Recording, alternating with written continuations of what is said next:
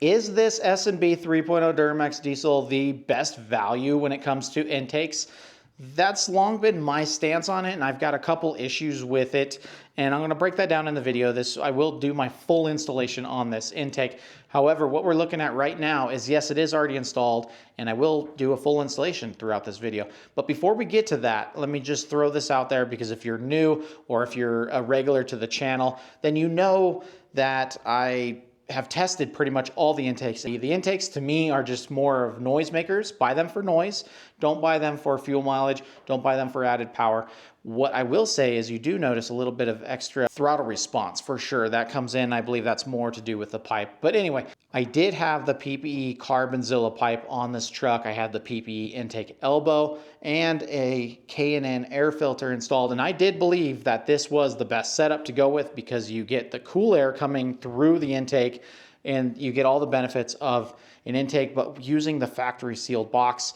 Now, as I'm installing this S&B intake, I did note some issues that, again, reminded me of why I felt like this wasn't the best, but it is the best value. So take all this into consideration. I think this video is really good on going in depth with everything that I personally feel about intakes. And I do this so that way when people go buy stuff, they know exactly what they're getting. This does make a lot more noise, and it is more fun to have on there. I will say that. So let's get into the video.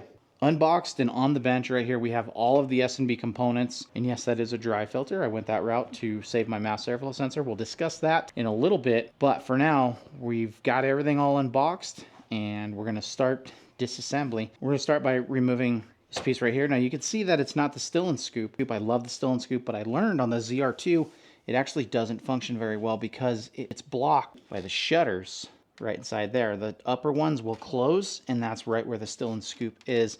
Now you can see I removed all the other shutters, which are on the floor right here. And basically what you do is you just kind of grab it from the middle, being very careful to bend it upwards and pull it out. I'm not going to show you exactly how to do that, because I don't recommend you do that, because you could really break stuff. But mine are out for the most part. I do have a couple left in there because I want the system to still function properly. But anyway, we're going to start right here. I'm just using a regular clip popping tool. Basically anything of this style will do the same job. Now I'm going to go ahead and get the rest of those off. T15 Torx here on an electric ratchet. Try not to drop them down in there for obvious reasons. Just slides off, and now this piece will just come right up. We'll set this aside. Now what we did was we gained access to this duct right here, which actually goes inside the airbox. So we're going to pop off this clip right here and slide this just out of the way. Step one was to disconnect the battery. We're going to go do that now because I forgot to do that and we've already moved a little bit. And put a rag underneath it so that way we don't have any accidents. We can see here the battery is disconnected with my little rag underneath it. Now we want to go to the mass airflow sensor. This red lock tab right there just slides backwards like so. And this little black tab right there, you just want to push on that. Push on that to pull it off. We're going to take off this airbox, the duct, and then I'm going to pull off the lid to the airbox, which is just a couple 8mm bolts down there. Your duct may look like this if you don't have one of these PPE elbows. So you're just going to unscrew right there. Unscrew right there. Those are 7mm. Just a regular extension on obviously my electric ratchet. You could do this by hand, but I'm choosing to do it with an electric ratchet. 8mm, that's going to get your bolts right there on the airbox. And if you're going after the factory elbow, that's going to be a 7mm. In my case, it's an 8mm. Obviously, I unscrewed it a little too much, and it may appear broken, but it's not broken. This actually, you can screw this back into place. Like so, all back together, in case you didn't know.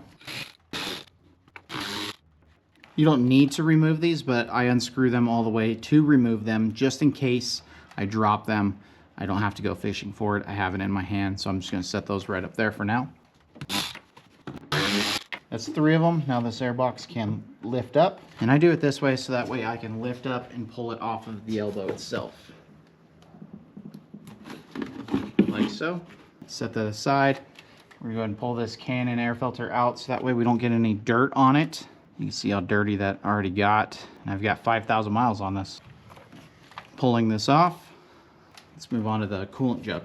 10mm with an extension on my ratchet. Now right over here, there's a 10mm bolt. Don't drop that. Got it right there. Place, set that right up there. And now what we can do is pull this out. And that gives us enough room to access that pipe. Now, in addition, we're gonna pull off this 10mm. Set that right up there. We can pull up on the airbox. And away, we're gonna take off this connector. On the airbox is a wire harness. Just gonna carefully wiggle, get that disconnected. So the harness is undone. Now paying attention to these grommets right there. Make sure we don't drop those down below. If you do, just make sure you grab them. And then we can pull up on the airbox. Got one more harness attachment. I just twisted and rolled.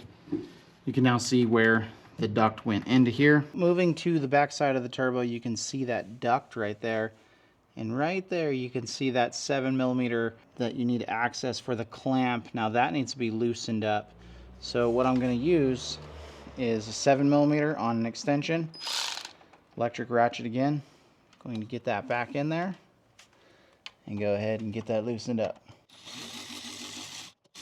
Just enough to where that we can pull that clamp off of there, or the whole pipe that way. Now on this side, what we're fighting with is there's a little V shape. On the back side, there's a grommet. We can slide that way. And now we'll push on that pipe, and then we'll be able to roll this out. Just want to point out one area to pay attention to, and that is this harness right here. You can see how we hit that. Just keep an eye on that. And it comes out like so. All right, I know what you're thinking. Made it look so easy. All right, so factory one is in place. Same thing, just twist and roll. Just twist and roll. You wanna watch that harness down there? I'm wiggling it, feeling any binds. Just twist up like that. We got it out. Right here's the grommet that's pushed down, and there's the little V. Just for fun, here is a comparison. We have the stock factory unit. You can see how squished this is, the limited airflow. There's baffles inside. That's what absorbs all the noise. That's why these make more noise. The downside to this pipe is that there's a wall right there. Airflow goes through and hits this. That's the S&B pipe. And then we have the carbon Zilla pipe, which is all carbon inside and out. Flows through, nice big opening through to here. So while I still believe the carbon Zilla pipe is the one that outflows, we're still going to use the S&B. We're going to go ahead and start installing parts onto this to get this to fit. I have both clamps installed, however, only the rear one is tightened, and you don't want to tighten that too much. I did squeeze this one down just a little bit, so that way it's easier for me to tighten when I get that into place. Now on the back side here, I installed the bracket. It's a 4mm Allen, and that's your little grommet right there. Now what I have is some silicone grease right here that I'm going to go ahead and put onto this to help it slide into place on there, so that way we don't rip this grommet. Looking inside, we're going to see in the back there, that's where it mounts to. You want to make sure it pops onto that. And a close-up look of where the factory V-notch goes to right there, which is no longer in use for the S&B pipe. S&B pipe going in. We're gonna do it the same way that it came out. Just gonna roll that into place. We're gonna pay close attention to that harness, not to hit that. Also coolant pipe in the back. All right, so now that we've got it level, just gonna kind of roll it into place. So now I'm gonna work on getting it connected onto the turbo back there, and then I'll do the grommet. Got the pipe secured, got it in the grommet in the back. We're looking at clearance here. It's not touching anything on there, which is a fantastic sign.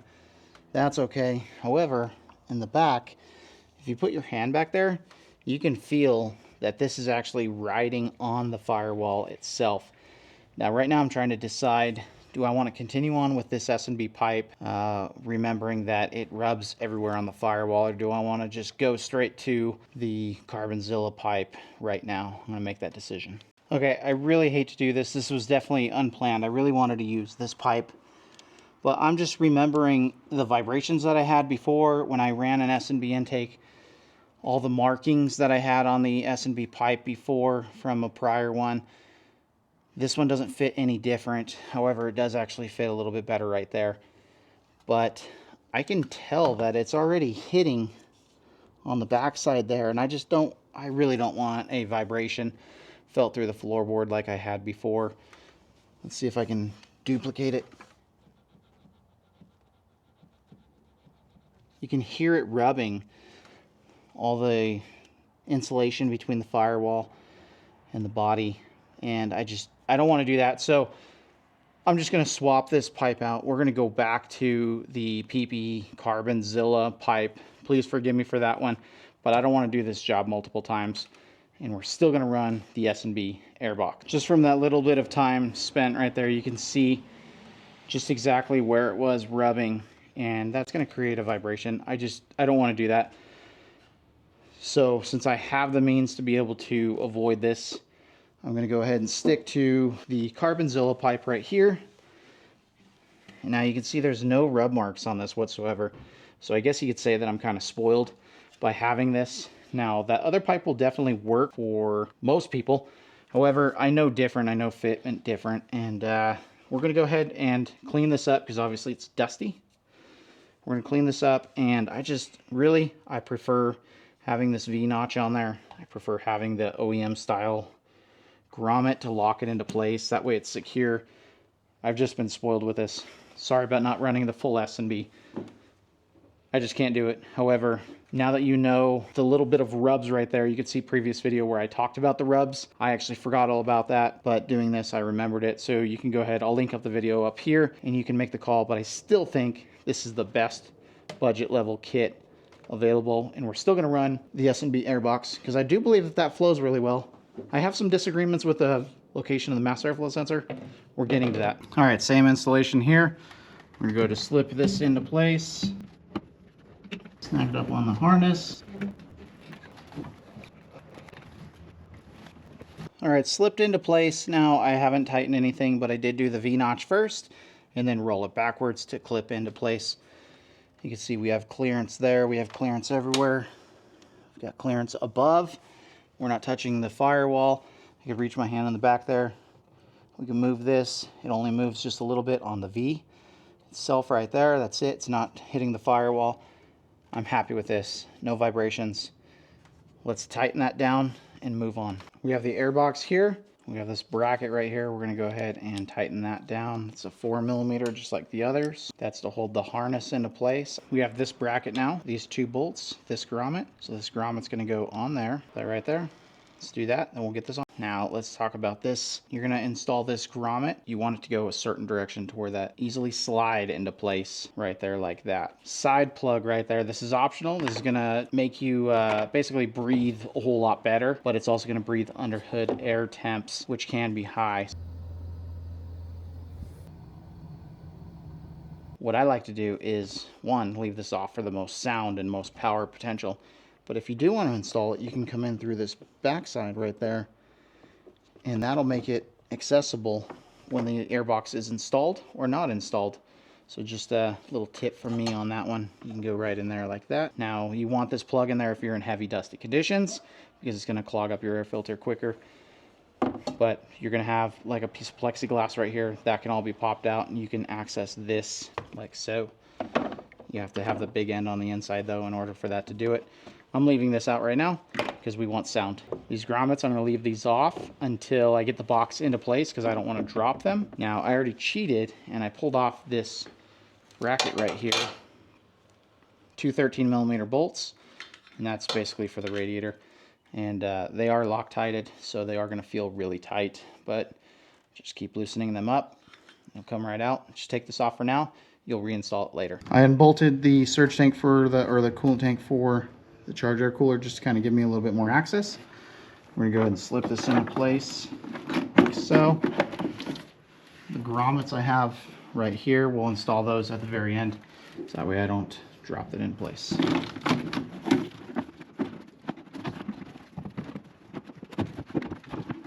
Now with that kind of in place, we're going to go ahead and start putting these grommets on. Put the grommets in place. You can guide this like so. You can see the 10mm sticking up right there, factory nut, and we're going to start installing that right there. Now you can use a ratcheting wrench to tighten that down, but they also gave you a hole right here to stick a ratchet through. Very convenient. Now we can plug that off.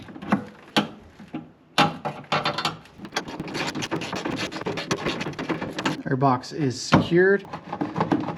All right, I'm wiggling the duct into place. All right, my problem was I was pushing the grommet through, but no longer the case. I'm gonna go ahead and put this clip in here so that way that holds it there. Air filter can now go down. It's a good seal right there.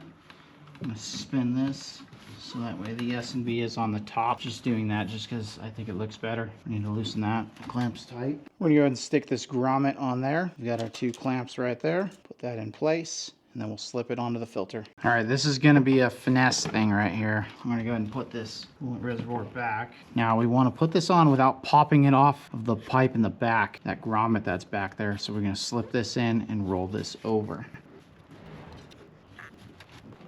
Just trying to be oh so gentle, so if I do pop that off, it's just kind of difficult.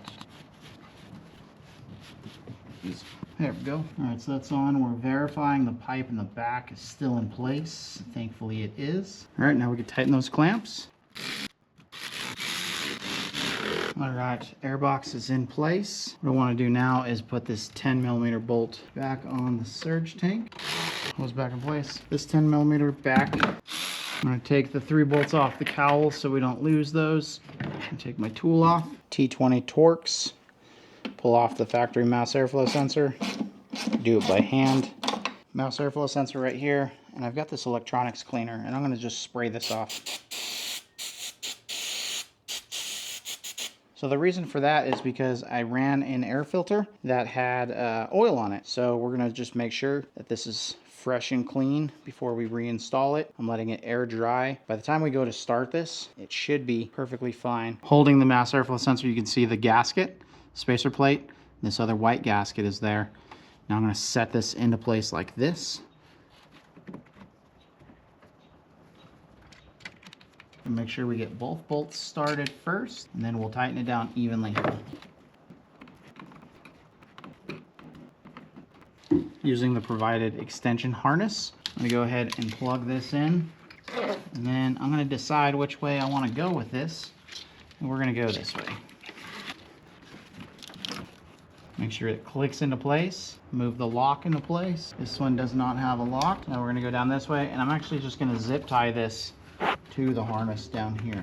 Obviously I move this out of the way so that way I can have better visibility. We can zip tie this much better with everything out of the way. Go ahead and get this back into place. I'm happy with that. 10mm back on.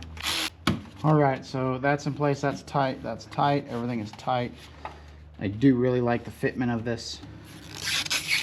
Peel off the wrapping from the plexiglass. This is gonna go in place like so. All right, so that's in place. No disrespect to S&B, but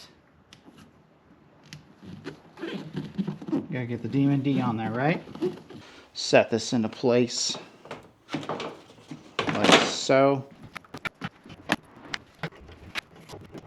Alright, so if you notice, we're missing something here. It's these guys. Make sure you pull these off before you start working, because when you're rolling on top of this, these will pop off and you may never find them again. But they just go right in place like that. And to remove them, you just pull them up. I just twist. That's it. Those are in place. Those are to support the hood. Alright, we are inside the vehicle. I'm going to go ahead and key on. Key on is just a generic term that I use. We need to go into the cluster, and you can see air filter life 100%. If this does not pop up for you in the main screen, you need to go over to settings, info page options. Fuel filter life is not what we need. Air filter life right there. Make sure that box is checked. If it's unchecked, you're not going to see the screen that I'm on. Now you need to go over And what you need to do, air filter life, I'm showing 100% obviously. So click the check mark. Now you can reset it when you do an air filter, but what we need to do is disable it. So now that's disabled.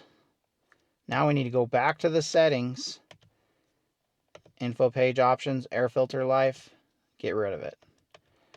There we go. And that'll keep you from having a warning pop up that your air filter is all messed up because of the intake reading different. I lost my tire pressures. That'll come back when I drive it, but that's because I disconnect the battery. Same thing with the windows. But let's fire it up. What do you say?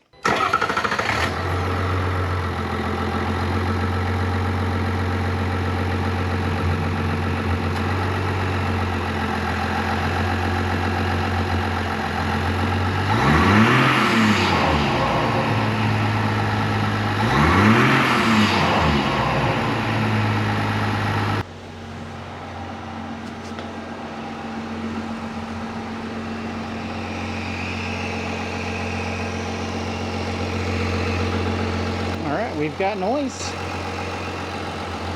Pretty sweet setup. I'm going to turn this off. I want to talk about that mass airflow sensor for a second. Let's hear the swooshing noise when I turn it off, actually.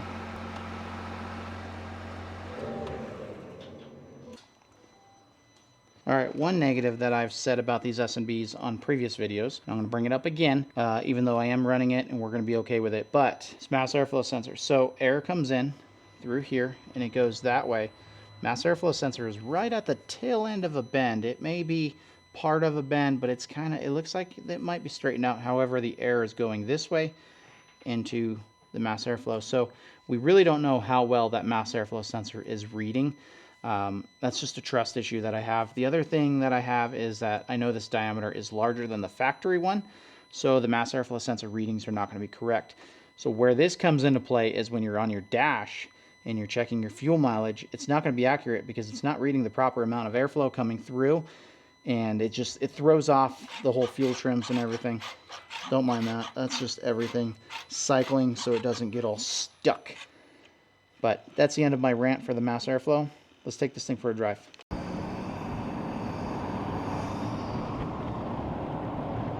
It's noisy. It makes quite a bit of noise.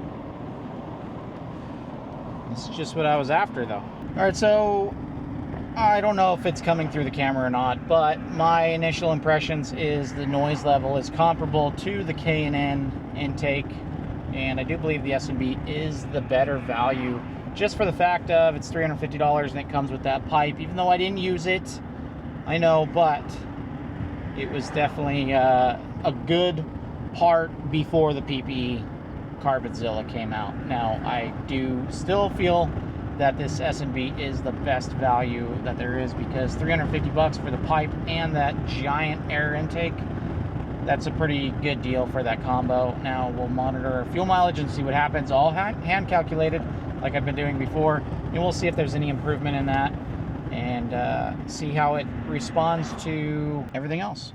All right, if you followed along, then you know that I did not even go into the instructions, which you really should. Definitely highly suggest people go over the instructions. But I don't know what these are for. I really don't want to find out, because I don't want to have anything to do with those.